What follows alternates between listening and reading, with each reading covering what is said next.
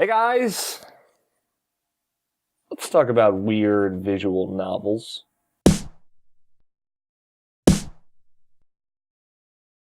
It's Alex O'Neill here for another rendition of Alex Talks.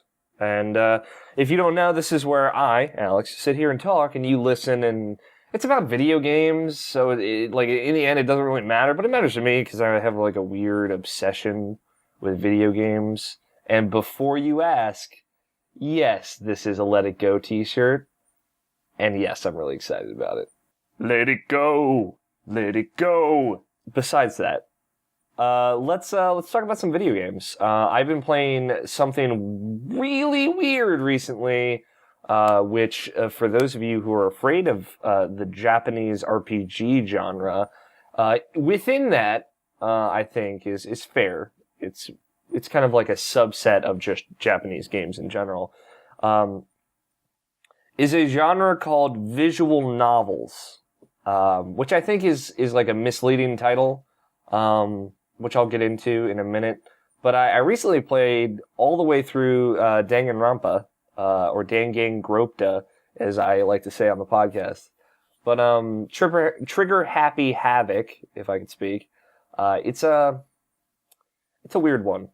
It's a visual novel, and so just to give you the kind of rundown of the visual novel format, I've only, I've played, I wouldn't say I've only played a couple. I've played a few games like that would, I guess, fit in the visual novel format would be stuff like Phoenix Wright Ace Attorney, and Hotel Dusk, if you're familiar with that. That's a personal favorite of mine. But visual novels are, they're a very specific thing. They're a specific beast. And I really like them, but they're very difficult to get into. So it's basically you play a character. Usually the character, in my experience, is kind of like a plain character that is easy to project yourself onto. Like, for example, in Danganronpa, the character that you play is, like, the absolutely most average person ever. And, like, he explains this, like, my grades are average, my personality's average, I'm not good at any particular thing, I'm just okay at kind of everything. And it's like, wow, But, like, clearly when you're playing the character and he's, like, being smart and making all these quirks and whatnot, it's, he comes off as above average because you can project yourself onto him. But yeah, that's a weird facet of it. But anyway, you're usually going through dialogue and talking to a lot of different characters that have different flavors. And the focus in visual novels that I've played is on quirky characters with their weird character tropes and types and kind of how they interact with one another. And a common thread through almost every visual novel that I know of and have played is detective mystery. Kind of like a similar thread between all of them, whether it's, finding something, finding someone, or figuring out a murder. Murder is the big one in Danganronpa. For those curious, a lot of people die in that game, and it breaks down into a crime scene. You investigate it, you talk to witnesses or get testimonies from people, and then you figure out who killed who, and that's kind of like the action-y part of the game. So that's kind of like, from my limited experience, that's what I know about visual novels. So Danganronpa specifically, let me set it up for you. I'm going to be talking about it on the podcast tonight, which you can watch if you're watching this the day it comes out on Friday, April 25th. You can watch the podcast at 8 p.m. Eastern, youtube.com/RashPassions. You can watch that every Friday. So think about that. But you're kind of trapped in a school with these 14 other students, you being the 15th student, and you are told that, like, the doors and windows and everything is sealed off. You're completely trapped. But you have all the food and all the amenities that you could ever want.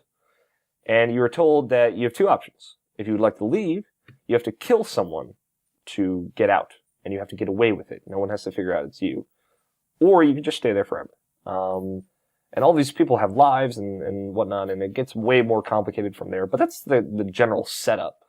And it's 15 high school students, so it's really fucked up. Especially when they actually do start killing each other, and it becomes this weird noir-esque murder mystery. And it's really intense, and it has a lot of tone to it. Like, it is a very tone-focused game, and I really loved it. It's a phenomenal experience, I thought. If you are a fan of visual novels or wacky characters at all, like, visual novels are usually driven by their characters, and it's just, Danganronpa specifically has some of the best writing and characters of probably any visual novel I've ever played, because it's an MRE game, so they can kind of say and do whatever the fuck they want. And they play around with that, and it's very grim, but it never loses how smart it is. The game itself is very intelligent, and the characters are intelligent, and they're always questioning what's going on, and that's really cool. Like, there was never a moment when they're like, oh no, because like you're being, the visual person that you are seeing that is holding you hostage is a robotic bear called Monokuma. And there was never a point where someone's like, oh no, this robot has captured us. They're like, no, there is a mastermind controlling the machine that is clearly very intelligent and tactical and sophisticated, and we need to find out who that is, and we need to figure this out. And it's just right from the get-go, they are asking the right questions, and that's something that I really appreciate, because if you watch as much TV as I do, and if you watch as much bad TV as I do, no one ever does that. Ever. No one is just like smart and is like, oh, clearly this shit is fucked, we should look deeper into it. No one ever does that. No one ever does that. But Danganronpa does. So I appreciate that. And there's always a question of who you can trust, and they set this kind of tension up that's really smart. I mean, it is a visual novel, so you're just kind of scrolling through and reading text. But and as action's happening, and then you find dead bodies, or you might get attacked from time to time. It's not like like a jump scare moment, but it goes down some dark rabbit holes that are very intense emotionally, and just they question a lot of specific things that I think if you're into like a deeper meaning kind of situation, that you would really appreciate. So check it out. Maybe I've been really into it, and it's I got it on last Saturday, and I finished it by Wednesday, and within those like 4 or 5 so days, I had put 27 hours into it. I literally could not put it down. I was sick last weekend, but still, that's an intense binge. So I don't know. It hooked me. It got me right from the get-go. So yeah, check it out. So let's talk about my favorite article that I read this week. A lot of good stuff this week. A lot of good features. I wrote a lot of good stuff this week, but hopefully you'll be seeing that soon. We'll see. I have a lot of good ideas, but it really depends on if they come to fruition. But anyway, the one thing I really liked this week that I was surprised at, took me back, was Polygon's Elder Scrolls Online review. It is their first 2-person review, or co-op review, which, some websites have tried in the past.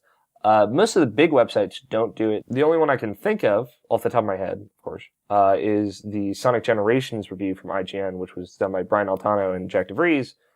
But that's besides the point. Polygon's ESO review is really good. They give it a 6.0. And guess what? I read it, and I still really enjoyed reading it. So it doesn't have to be a 9.0 or higher to be a good review. Just a lesson to take away from this. I'm giving you that one for free. That's just for the cynics out there. I'm just saying, it was good. It was done by Phil Kohler and Justin McElroy. Very good read. Phil Kohler kind of came at it from the perspective of someone who plays a lot of MMOs, which was interesting because ESO isn't apparently a very good MMO. I can't say I haven't played it. And Justin McElroy came at it from the perspective of someone who really, really loves Skyrim. And those two perspectives are pretty much right where I was. I wanted to read something like that, because I like Skyrim, but I do not like MMOs. I've just never really liked how they played or how they felt or, the gameplay aspect of it. But, who knows? Like, I might like it, but it seems rough, and it was a good read, and I thought it was educational, especially for people who played a lot of Skyrim and are hesitant about ESO, because it is not Skyrim, and it doesn't quite live up to that Elder Scrolls name for a lot of reasons. So check it out. The link will be in the description below. But yeah, that's the best thing I've read this week, or my favorite thing, I should say. A lot of amazing stuff out there. And of course, like I said last week, I'm going to try and pick an article every week, just kind of highlight it. That's what I've been reading, and it's really good. But yeah, that's Alex Talks. Thanks, guys. I will continue to post these every Tuesday and Friday is when these go up. If you'd like to talk to me or send in your ideas for stuff I should talk about, or just questions you have for me that you want me to answer on air, send them to me at alfighter27 on Twitter. I love talking to you guys, so I would love that if you did. And also, just check out irrationalpassions.com. Still packed stuff going up. I'm cutting it off at this weekend. Hopefully everything will be up by then. And a couple other things. A special video is going to be coming out next Monday, so look out for that. And yeah, I'm super excited about some content I've been writing and the writers have been working on. So stay tuned for that. But thank you guys so much for watching. I will talk to you guys on Tuesday.